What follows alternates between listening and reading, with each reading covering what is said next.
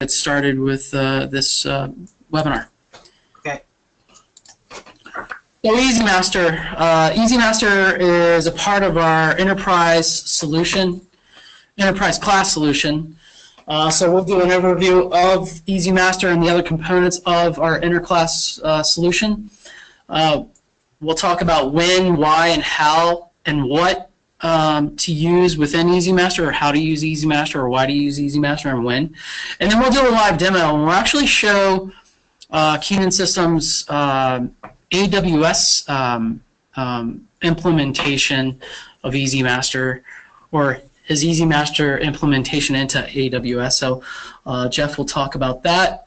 So we'll do a live demo of that at the very end. But by all means, if you have questions throughout the presentation, just type those questions into the question area of the webinar, and we'll answer them at the end. If I see a question that I think I can answer right away, or I can read it and answer it right away, I'll try to do that throughout the presentation.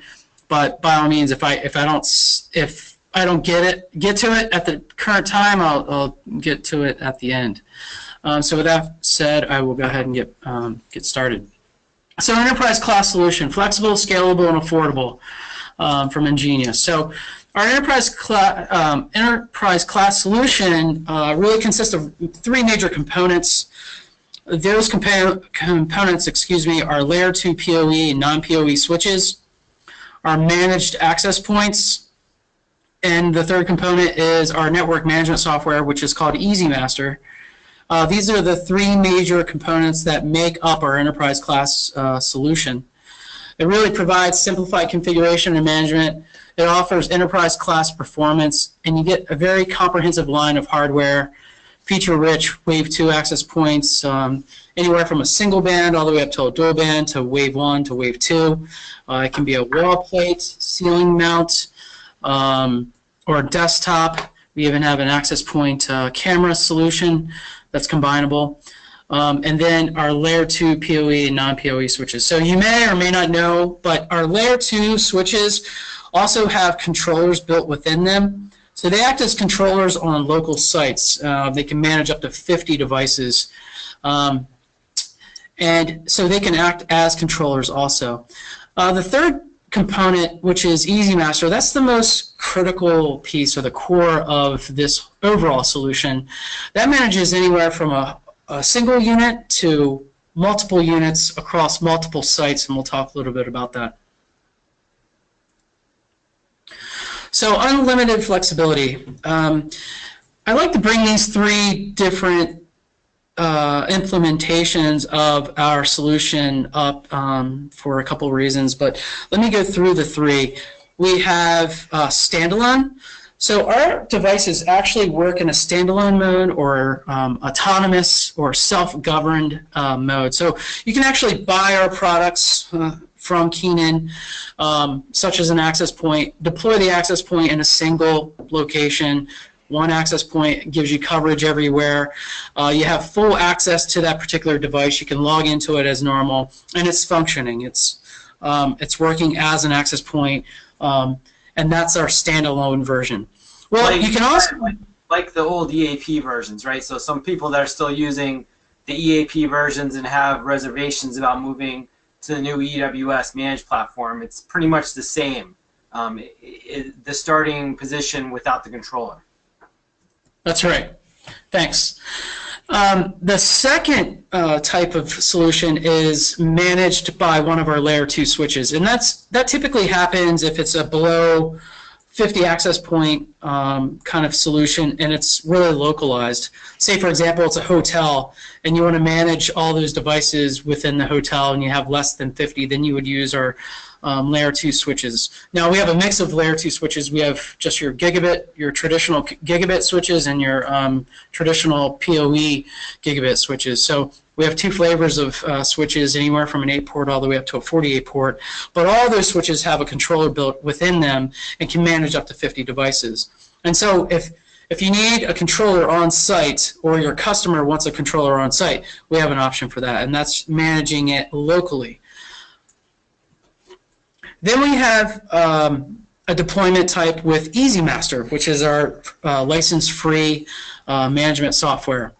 That software can actually manage it, or manage our devices. They can manage anywhere from one device up to thousands of devices. I'll give you an example. We have a customer that is managing 300 different sites with over 1,100 units, and they're doing that through ezMaster. ezMaster allows you to manage multiple sites. So, for example, if I have a site in LA, a site in Dallas, and a site in Chicago, I can manage all three of those sites, and those three sites have their own specific network devices or ingenious networks on them. So I can manage those three different sites from, say, for example, Philadelphia. So I'm sitting in Philadelphia, and I can manage Chicago, LA, and Dallas, for example. And that's ezMaster. So ezMaster allows you to go across subnets and manage more than 50 devices. I should mention that ezMaster can be deployed on a local server on the site. It can be deployed on a remote server. The server does not have to be on the site. And it can be deployed on a cloud-based service such as AWS, and Jeff will talk about that later. So this solution has complete scalability. It allows you to start really small and grow. So if you have a particular site that the network is very small, but the company is growing and the network is growing, our system will grow with that system. And it will allow you to add on additional devices like switches and access points very easily. And you can do mass configurations, or you can do configurations very easily as you add components to the network. Again, this is a no license fee, no subscription fee to ezMaster and the manageability of all our devices. So ezMaster, when, why, how, and what to use. So when to use ezMaster, and Jeff, if you want to jump in and add anything, just let me know. So ezMaster, okay, if you do not want to deploy a wireless LAN controller but you still need management, that's where you would use ezMaster. If you have a dedicated server to run the ezMaster VMware with good connectivity to customer sites, ezMaster is your solution. If you have many sites with a small number of APs at each site, such as a convenience store, you can use ezMaster. Another example of that would be like a Subway shop, where they have many Subway shops. Each of those shops or those restaurants are have a very small footprint, and you only need one access point at each of those subways. Well, you would use ezMaster if I'm an IT manager or network administrator for all subways, all 1,000 subways, and I have 1,000 APs in each of those subways. I would use ezMaster to manage those individual sites across the U.S. If you're a managed service provider with multiple networks to manage, you would also use ezMaster. If you're implementing small networks and then needing to grow to a large network, such as a school campus, if you have a department that has a need for Wi-Fi, they install the ingenious product with ezMaster, and then they start to build the network for the other departments. That's where ezMaster would really shine in that particular scenario. If you have never tried ingenious managed APs, actually ezMaster is a free way to test the management abilities of our product. So, for example, if you're buying any of the EWS product or any of the Nturbo product, and you're buying in single units or a couple units, but you've never tried to manage them, you can deploy ezMaster, and ezMaster will actually manage those devices, and you're not being charged any license fees to be able to do that. You can do that for free. So if you just deploy ezMaster, install a server, start managing these devices, it will give you a really good understanding of how it works, what you can do, specifically what you can do remotely. Brian, I wanted to add to this that all the current ingenious EWS switches, from the smallest to the biggest, include that controller in there. So it's not something you would need to buy separately anyway. So you can use that controller without ezMaster on site if you have any of the current ingenious EWS switches also. Thanks. So why use ezMaster? So really the reasons you want to use ezMaster is, at the end of the day, it comes down to running a business, right? So you want to save time, you want to save money, and you want to improve overall efficiencies, company efficiencies, employee efficiencies. So you want to allow for business expansion with minimal operation impact. You also want to decrease the unnecessary customer visits for improved operation costs. So as many of you may know, doing a truck roll costs at minimum $200 to do a truck roll. If you could resolve the issue remotely, you're minimizing that truck roll, or you're eliminating that truck roll. If you want to alleviate resources for more demanding projects and customers, so for example, if you have, say for example, this is maybe a bad example, but if you have 2 techs and you have 2 companies that you're constantly supporting and you want to bring on new customers, how do you do that? Do you hire another tech and then he handles a third partner? No, you would deploy something like ezMaster, or you deploy ezMaster. ezMaster allows you to centralize the management, the monitoring, the troubleshooting, and those techs can now bring up other projects or other customers to work with. So now you don't have 2 customers, now you have 3, 4, 5. And we have a case study that has shown this this occurring with one of our case studies that we can share with everybody if you'd like. To improve overall network performance during peak times, ezMaster gives you the ability to review or monitor your network and understand when you have peak times or downtime. So you can actually make adjustments to your network and improve the overall experience or the network performance. And at the end of the day, what you're really trying to do is improve end-user experience for less downtime. And so that's what ezMaster, that's why you want to use ezMaster. So how to use ezMaster? What things to use to basically monitor and troubleshoot one or more networks, or streamline deployments and software upgrades, or resolve network issues remotely and set alerts. And so that's what we'll kind of talk about on a very, very high level. We don't have time to touch on every feature. We'll touch on a couple things, and then we'll go right into Keenan Systems demo. So monitor and troubleshoot. So what to use in ezMaster in regards to monitoring and troubleshooting one or multiple sites. So ezMaster gives you the ability to identify and resolve issues. So what we'll really touch on is we'll touch on today the dashboard and map, floor plan, and topology view. We'll focus more on topology views and floor plan views. But these are all the features that you would use in regards to monitoring and troubleshooting. So you would use the dashboard, you would use map, floor plan, topology view, active clients, rogue AP detection, and even statistics. So the dashboard. I would say the dashboard is one of the most important pieces within ezMaster. This is the first thing that you will see when you log into ezMaster. What this really gives you is a high-level view of all the networks or all the devices that you're actually monitoring. It really gives you a great idea or understanding of what's out there and if there's any initial problems that you need to dive into. So let me just show you what you're looking at right now. So you have 37 projects. So when I reference projects, I'm referencing different sites or maybe different customers. As you can see on the example, this particular company is monitoring hospitality. So they have a Super 8, they have a Quality Inn, they have a Hyatt Express, they have multiple Hyatt Express. So the projects are actually customer sites, and they name them per their location and per the actual customer name.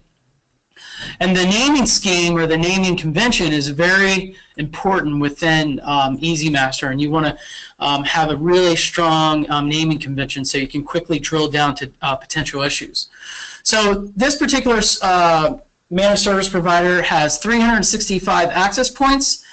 They have 16 switches. They have 37 different customers or projects. You can quickly see that they have 365 and 351 are active, 14 are offline. They have 16 switches and 16 switches are active and 0 are offline. So immediately, if I'm the IT administrator or network administrator, I'm wondering what's going on with these 14.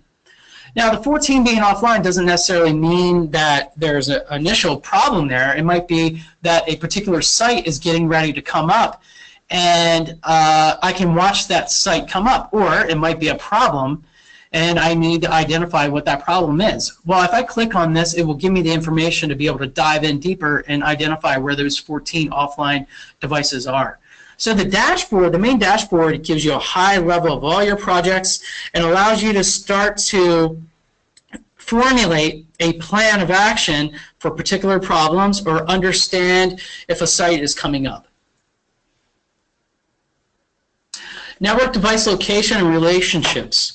So in regards to monitoring and troubleshooting, the visualization tools such as map, floor plan, topology views are very important to me and a lot of the people that I've spoke with so far.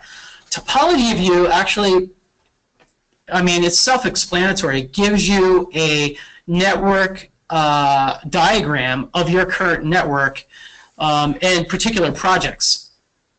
What this allows you to do, you can see it gives you icons of switches.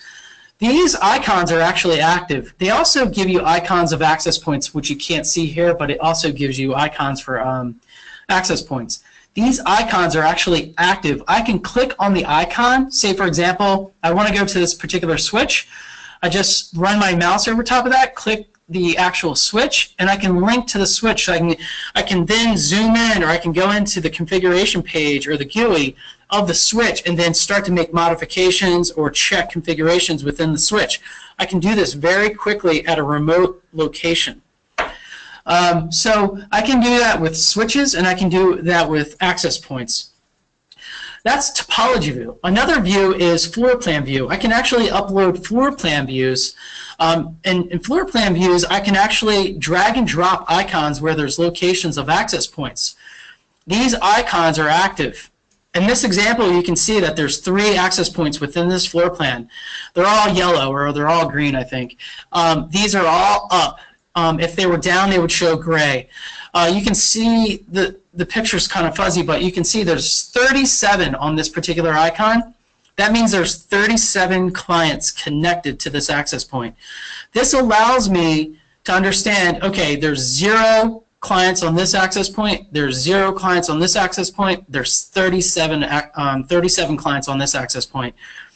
I can start to think, okay, do I need to deploy another access point here to offload some of these clients from this area? I can also click on this icon and I can look at the active clients, and I can look at the individual clients, and I can look at the RSSI threshold of those clients, or the signal strength of those clients, and get an understanding if there's a weak signal or a strong signal. And maybe the people that have a weak signal are too far away from that access point, but they're not joining my other access points, and maybe I need to join, maybe I need to move an access point or add another access point. This is just an example of what you can do with the ezMaster, and you can do this all remotely. You don't have to go out to the customer site and start to troubleshoot. You can start to troubleshoot remotely and then move in once you identify once you start to identify the problem. And maybe you have to go to the site, maybe you don't have to go to the site. So there's a lot of things that you can do remotely. So to streamline deployments and software upgrades, ezMaster really gives you the ability to quickly set up and maintain customer sites. And you can do that. You can streamline equipment deployments using things like project dashboard, which I'll talk about, device inventory, device configuration, AP grouping. In addition, you can do equipment maintenance from a remote site, such as access point bulk updates, switch bulk updates, and one-click updates. And we'll talk about one-click updates. Let me talk about project dashboard. So project dashboard is very similar to the main dashboard, but project dashboard breaks it down by project. And now you have a very clear understanding of all your projects. You can actually see per project what is active and what is offline. So I have 3 active devices and 1 is offline. I can click on that project and have an understanding of what that means and start to drill down to the problem if there's a problem there.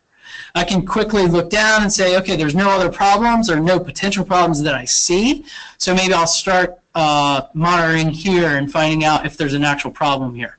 Or if I get a call from one of these sites, I can drill down into a site and maybe there's another type of issue that's not showing as offline, or I can start to dive into particular problems. But what this does, what projects really do, is it allows you to quickly deploy sites. So I can create a site, add access points and switches to a particular site, so I have an inventory of all my devices within a project. So it's really streamlining the deployment process in these individual different customers. So I have inventory of how many access points and switches I have in this particular area, and so on. So it allows you to streamline your deployments very quickly. I can do device configurations from here. There's multiple things I can start to do from this point on to get that done quickly. Another thing you can do in regards to maintenance, right, streamlining and software upgrades. This is in regards to software upgrades. We have a tool called OneClick Update, and that can be found under Global Settings and then OneClick Update. OneClick Update will check for firmware updates on all the devices in all of your projects. You can actually do it per project, or you can do it for all your projects. So you basically just check for updates. ezMaster will check with all of your devices and get an understanding of what firmware they're on and what firmware they need to be on, and you will just quickly update all those devices. Now, if you have many sites or projects, you probably want to make sure that you do it in stages. You may not want to do it all at one time. You might want to do it at off times or on low network times, I guess I should say. So this is just one of the features that you can do remotely that allows you to do mass configurations or mass updates. So you can actually mass update access points and switches, or you can actually mass configure access points and switches. So this is just one more tool that you can use within ezMaster. So resolve network issues remotely and set alerts. ezMaster gives you the ability to work from anywhere. You can customize email alerts, so you have email alerts for multiple things. You can resolve access point issues remotely. What we'll specifically talk about are hard reboots and testing cable. These are done remotely. And then resolve wireless client issues. So you can do this within ezMaster, but we'll talk about hard reboots and testing cable. So remote reboot access points. So I always like to bring remote reboot up because being within this industry, there's a soft reboot and there's a hard reboot. Soft reboot is when you go onto the device and you can select within the device to reboot itself, and it will go through a reboot process. But a hard reboot actually clears out the system, clears out the cache, and that's taking power away from the device, waiting for a minute, and then providing power into the device, and allows that device to clear its cache, to clear everything within the system. And that's a hard reboot. Those hard reboots are more important, I believe, than a soft reboot. And so what you can do is, if you remember, I'm looking at my dashboard. I go into a project. Within my project, I can go into visualization, and I can go into Topology View. I can click to a particular switch. I can click on that switch. I can link to the switch. I can go into the GUI of the switch, and now I'm sitting inside of the GUI of the switch. I can go to device config, or excuse me, I can go into port PoE port settings, and I can choose a particular port. In this case, it's an 8-port switch, and I can disable that port, meaning I'm taking away power. This is a PoE switch I'm talking about. I'm taking away power from that port, and whatever device is connected to that port, I'm rebooting that device. So if it's an access point, I'm rebooting the access point. If it's a PoE capable IP camera, I'm taking away the power of that particular device.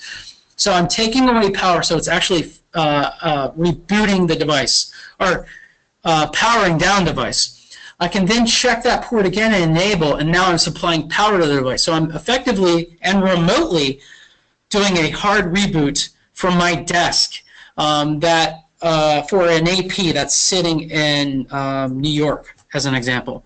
So I'm remotely power cycling an access point. And this is one of the features that ezMaster provides you.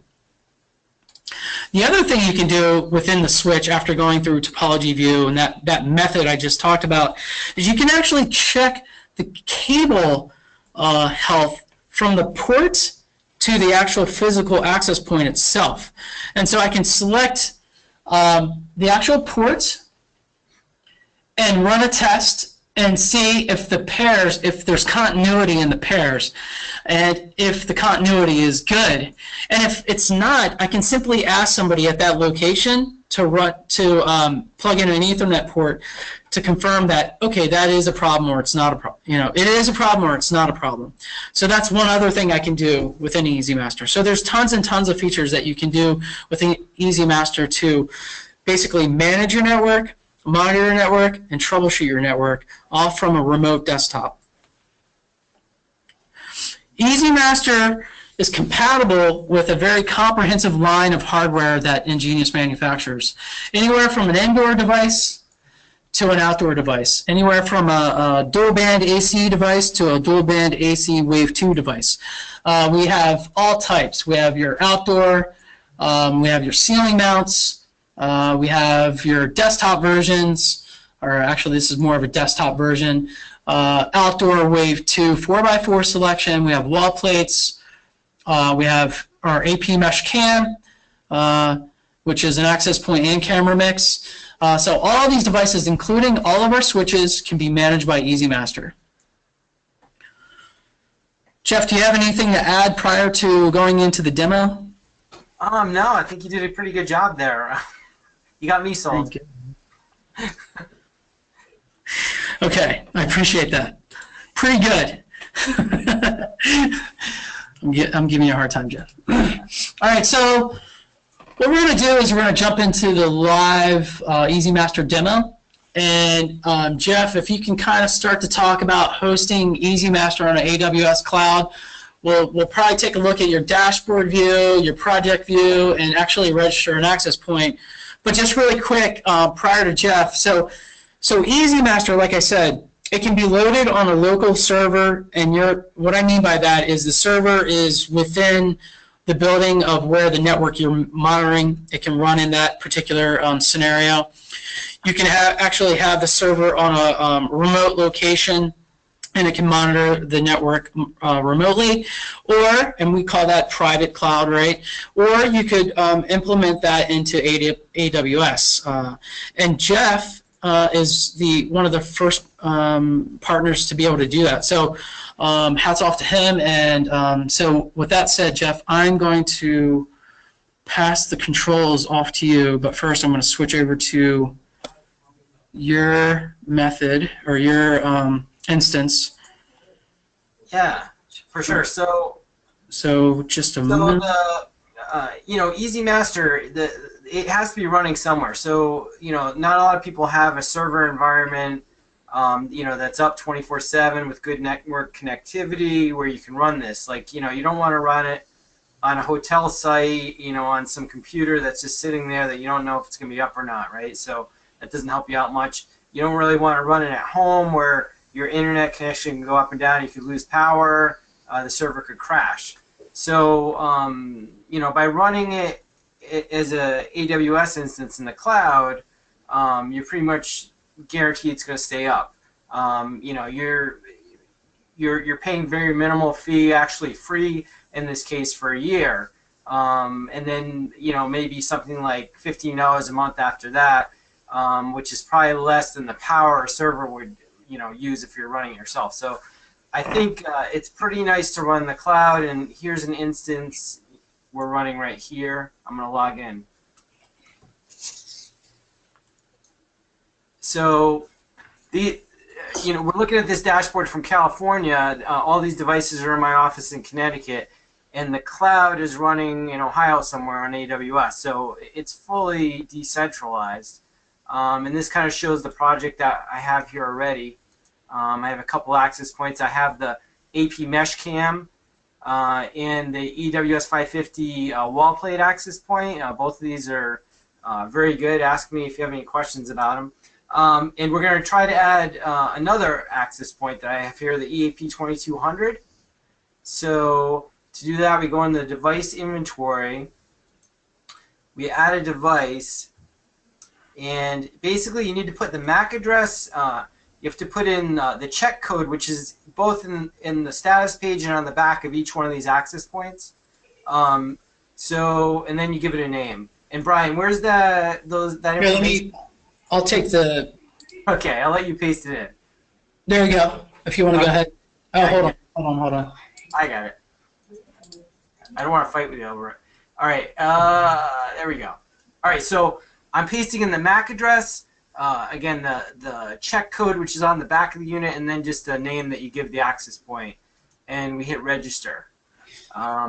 So device registered successfully. Now, one thing to remember, once you register one of these access points on ezMaster, and you're not going to use it anymore, if you take it off, make sure to unregister it by removing it from the ezMaster dashboard, or you won't be able to easily add it to another instance that you may be starting up somewhere else.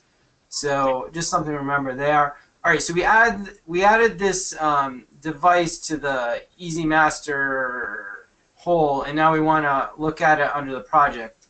We're going to add it into the project that I have here set up already. We have to wait a little bit here for the access point to show up. So it's gonna, ezMaster is gonna go out and find it. It's gonna show up, and then we can add it to this project.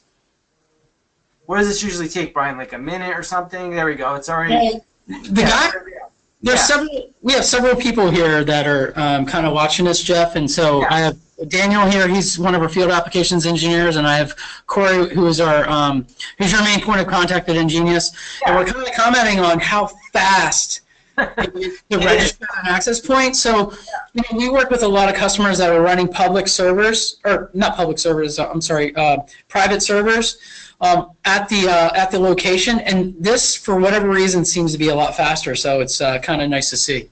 Yeah, so I mean, it showed up within, I would say, 30 seconds there, right? So we can add it to the project under pending approval. We approve it, and then you can see it connecting, and it's going to basically provision the access point. At that point, we can add it to any project, but we have this cluster here, our AP group called Keenan Systems. We're going to add it into. I'm just going to wait till it connects. But yeah, Brian, I mean, you don't know what kind of hardware, I guess, they're running it on, what kind of network connectivity they had. I think having this like in the cloud, with super fast connectivity and always up processor, it probably helps it out a lot. Even though the specific capabilities of this AWS cloud instance isn't very big. It's only, it's a very minimal free cloud instance. Yeah. So you're telling me that the first year to do this is for free, right? Pretty much. As long as you don't, there's a preset limit, so you can't like set up an AWS instance and use like tons of data and stream video and do all this. They'll charge you for that, but as long as it's under a preset limit, the AWS is the EC2 instance is free for 1 year. And I've been monitoring this for about a month, and so far it's completely free. I'm not saying there can't be any charges, but I think even after the free period's up, it should be very minimal cost on the resource use I'm seeing. And I don't have a lot of access points here. So I mean, if you have hundreds of access points, it may go up a little bit, but I think it's still well worth it. For an always-on environment, that's just gonna work. Yeah. So for some customers that don't want to, they don't want to go out and buy the server. They don't want to maintain the server on site. Or remotely. This is a really good option for them. And plus, they never have to worry about maintaining that server, upgrading that server, because as we know, working with some of our customers that have, like I mentioned, they have 1,100 plus access points and 50, 60 switches. We've learned over time that, okay, we need to update the server because they're tying up more resources and things like that. So in this particular case, they really don't have to worry about that. Right. I mean, it's kind of a no-brainer for me because, like I said, there's no way you can run a server for less than this. If you're going to be committed to using ezMaster or even to try it for free for a year, this is the way to go. It doesn't make any sense buying physical hardware when it's working this well, in the cloud. Yeah. So I'm going to go ahead and add this access point to the AP group, which is basically a set of configuration settings for the access points. So you're going to set your SSID, your encryption keys, whatever else in this group, and it's going to carry on to all the members, all the access points you add to that group. So this is what makes the Neutron or AWS system so good, is that you don't have to manually configure each access point. Awesome. I stole the mouse from you there. You stole the config. You guys are messing with me. All right, so basically you just go down to this member settings, and you click add, and we should see there's one available here, EAP 2200. So I'm going to add this one to the group, and then I'm going to have to click apply down here, and that access point is going to take on all the properties of this group. So basically, it'll deploy the SSID and any other settings that I have in here. While we're in there, we'll look at the settings a little bit, what you can change. So I mean, you can basically manage all the SSIDs and all radios, multiple SSIDs from here, both bands. You can also adjust all the radio settings from here on the fly. So then we're going to go back into monitoring, summary. So we see we have 3 active access points monitored. Device summary. Go back to summary.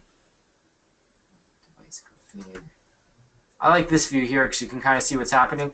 Yeah. So basically, you can see all 3 access points now are up, and they're configured, and they're in the Keenan systems group. So I can connect to it right here. If I want, the SSID is up and ready to go. Cool. So I think that's it, unless you have any questions. I'm going to take back the mouse. Okay. Okay, cool. So we can open up for any questions that you may have.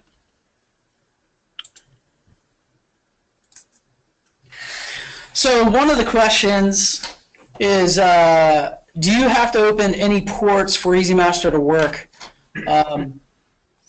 Well, okay, in regards to AWS, I'll let you answer that question, Jeff, but in regards to what we've seen out in the field so far, so you can run actually ezMaster if you're running it local and the network is local.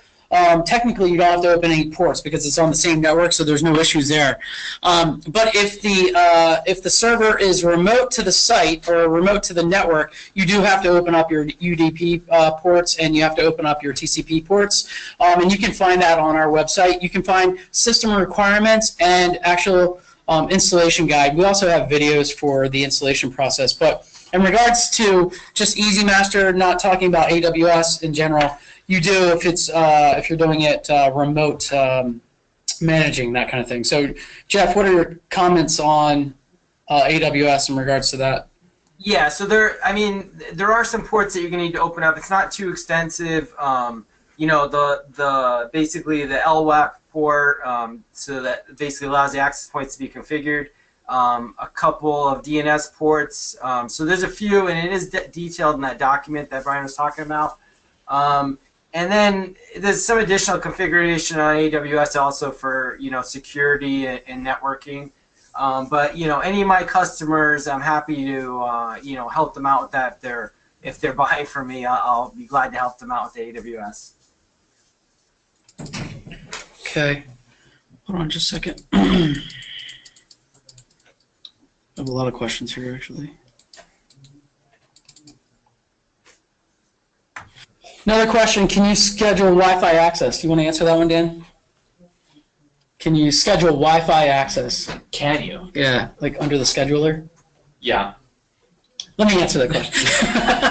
Let me answer that. Wait, you can? Yeah, so we just recently added, sorry, I don't think Dan understood the question I was asking him, so I'll answer the question. So so we do have a Wi-Fi scheduler within ezMaster. That allows you to actually, say for example, we do a lot of deployments within the church, within different churches and things like that. So they're not always running every day, right? So they don't want to have Wi-Fi turned on during the week, maybe, for example. So you can actually set up a schedule for that particular deployment, such as a church. You can actually turn off the Wi-Fi during X amount of time, and then it can come on during the weekend or something like that. So yes, we do have, you can schedule Wi-Fi access. That's key to schools too. I've heard they use that feature a lot.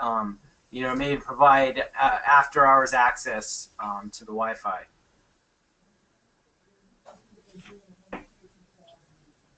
Thanks, Jeff. So, can I grab it? You could move it out. Yeah. Oh, there it is. No?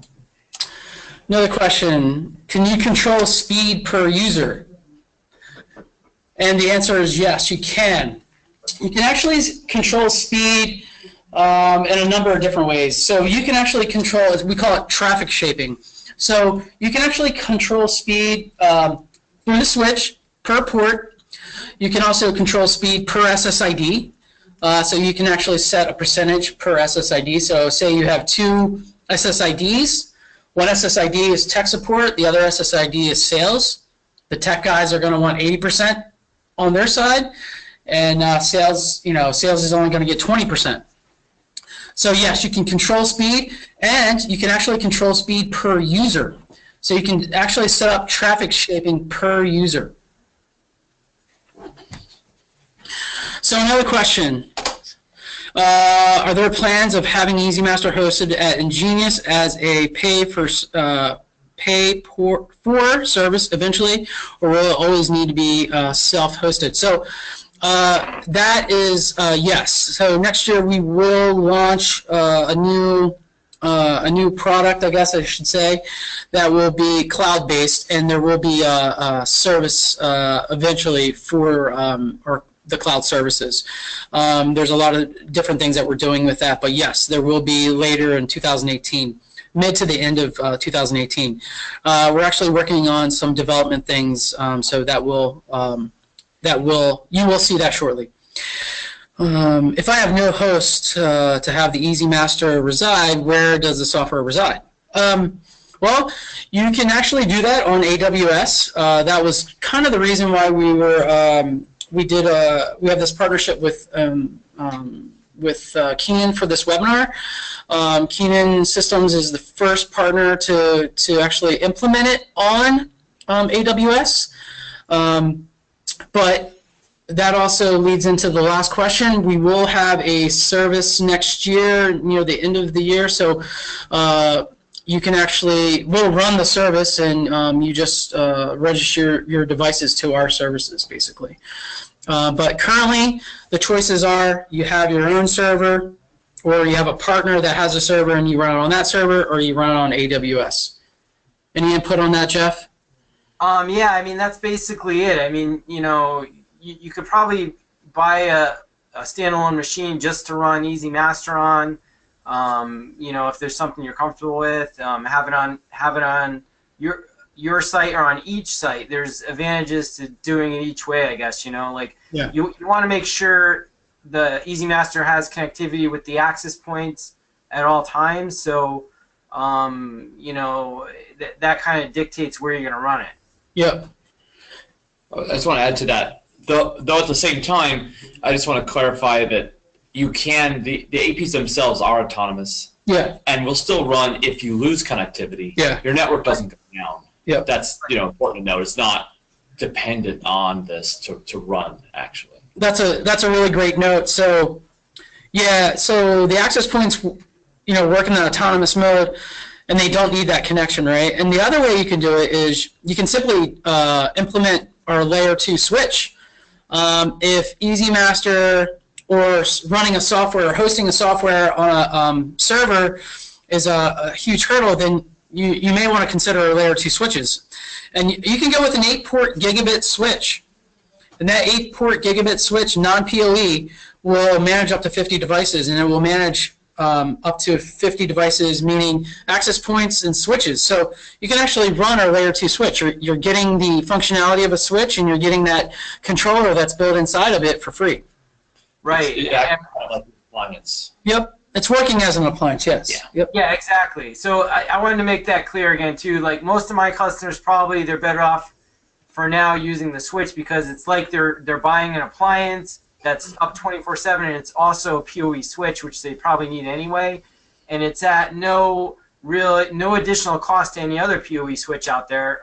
You get that controller too, so I think it's a huge advantage of having that on the site, especially for any site that's less than 50 access points. I was just going to say, what's nice about having a local switch controller along with ezMaster is you have the topology view that you otherwise wouldn't have with ezMaster alone. There's a couple benefits of having a local switch, and that's one of them, is the topology that is automatically built. I don't know if you could show that at all, but yeah, I showed that.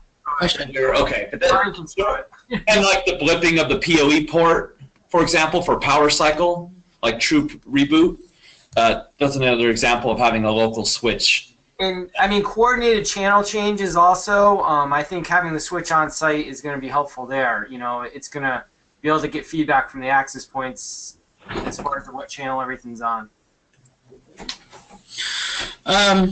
Okay. This is a long one, so I'm going to read this.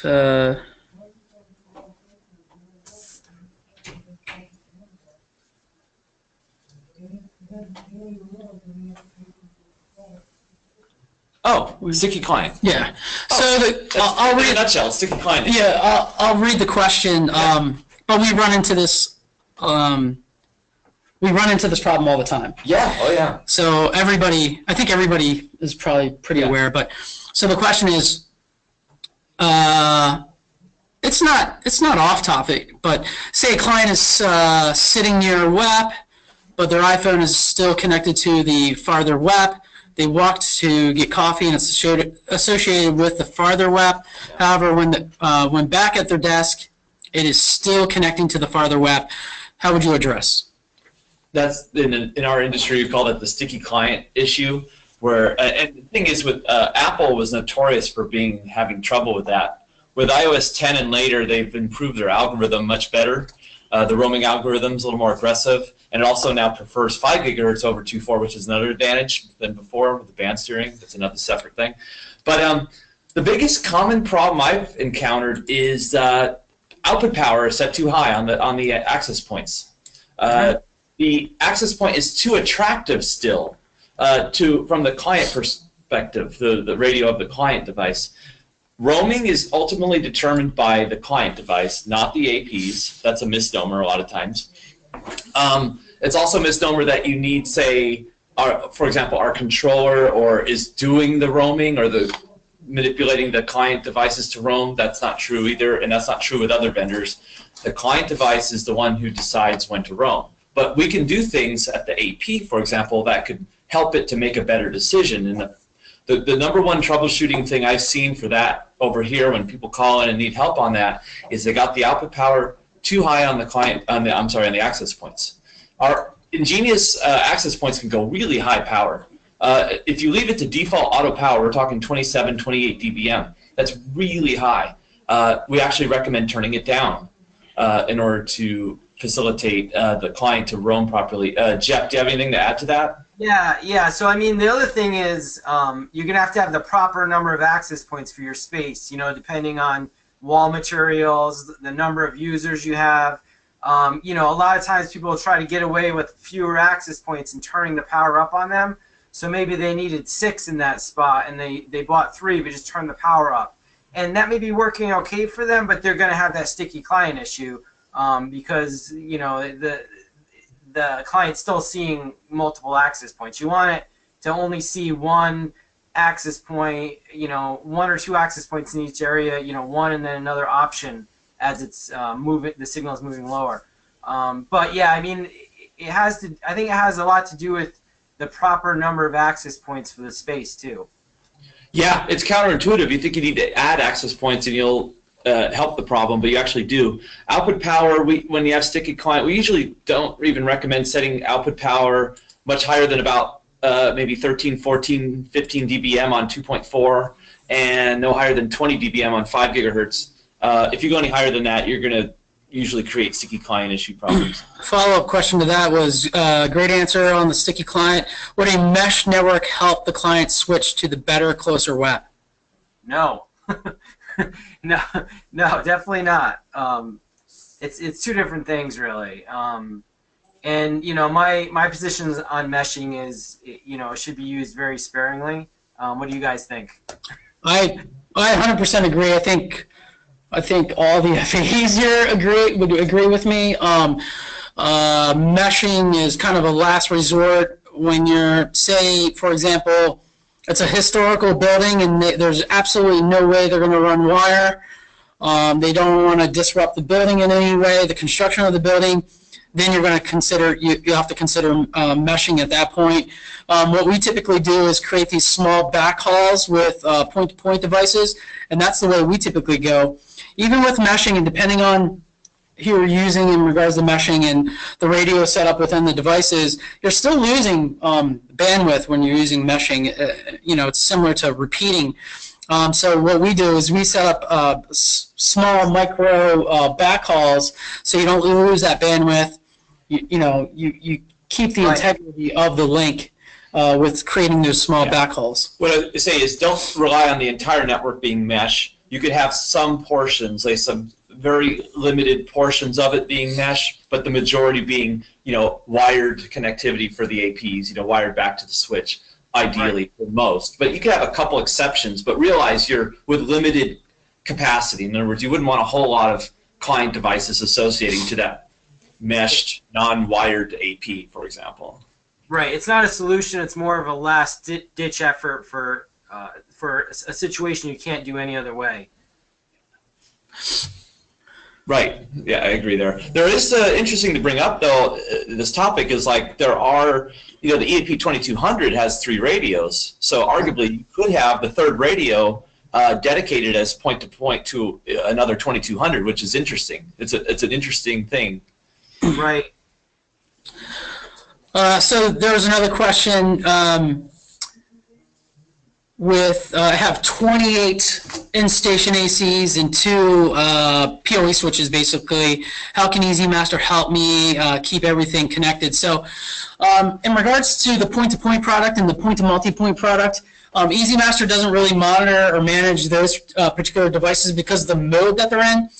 Now, technically, it will monitor the access point, the device that's in access point mode, but not the devices that are in WDS bridge mode or client bridge mode because of the mode that they're sitting in. ezMaster won't manage them either. A switch would not monitor them either. Now, Kevin, I know you asked this question, and it sounds like you were having some problems. And what I'll have somebody do is reach out to you with your in-station product. So you had some drops and maybe some reboots, so we'll have to talk to you about that and kind of figure that out. But ezMaster, technically, if you had networking equipment on the other side of those links, you would see those other devices within ezMaster, but you won't see that physical link, that point-to-point link. But we'll reach out to you and try to help you out there. He can still, you know, use the switch to power cycle if he's plugged into the PoE, right? So he can still power cycle PoE, but other manufacturers also don't allow point-to-point to be managed for the most part. Right. We do a lot. There's another question come up. I won't read the specifics, but we do a lot of OEM work. That's a big portion of our business. We've been OEMing for probably 20-some years. So we do a lot of OEM work for a lot of big customers or a lot of big customers that are out there. I would say tier 1 providers and things like that. So we do a lot of OEM. Specifically to the one you asked about, can't really comment on that, but we do a lot of work in OEM. Do you have to have Neutron WAPs in order to use ezMaster? So no, you don't actually. We just launched a new product called InTurbo. InTurbo had the InTurbo product. Excuse me, had too much coffee. It's all Wave 2 product. It's indoor and outdoor product. all that product can be managed by either our layer 2 switches or ezMaster. So what you'll start to see, all the devices that are coming out will be manageable by those two components, either ezMaster or our layer 2 switches. Let's see. I believe that is all the questions. A lot of great questions, and we appreciate everything, all those questions that you asked. We also want to say thanks to Jeff Keenan for being a partner for 14 years. That is a long time to deal with some of the guys that work here, specifically me. We appreciate your business, and we appreciate your partnership, and we appreciate what you've done with AWS and how you've implemented ezMaster. So thank you very much, and thank you for participating in this webinar. And we want to thank everybody for attending the webinar, and we hope to do more webinars with Keenan Systems and Jeff to show you how experienced he is and what his partnership offers to us and to you. So we hope to do that in the near future. So I want to thank everybody for attending, and have a very good week.